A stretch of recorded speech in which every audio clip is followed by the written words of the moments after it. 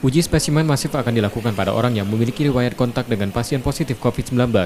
Tim gugus tugas COVID-19 Sumsel akan aktif mendatangi orang dan melakukan pemantauan selama 14 hari. Lebih dari 80% positif COVID-19 di Sumsel merupakan orang tanpa gejala atau OTG. Dari jumlah tersebut, 8 orang adalah anak di bawah 5 tahun.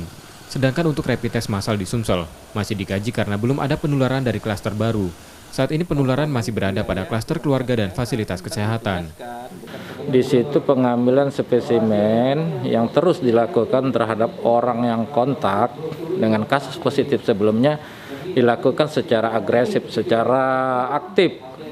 Bukan berarti orang-orang itu mendatangi fasilitas kesehatan kita, tapi kita mendatangi mereka. Jadi kita aktif melakukan pengambilan spesimen terhadap orang yang kontak kasus sebelumnya. Sehingga kalau ditemukan positif terhadap orang-orang kontak itu bisa dilakukan pembatasan sehingga orang tersebut tidak bisa menularkan ke orang lain lagi. Pasien positif COVID-19 di Sumsel umumnya memiliki gejala ringan. Reski Oktora, Muklas Diferensial, Kompas TV, Palembang.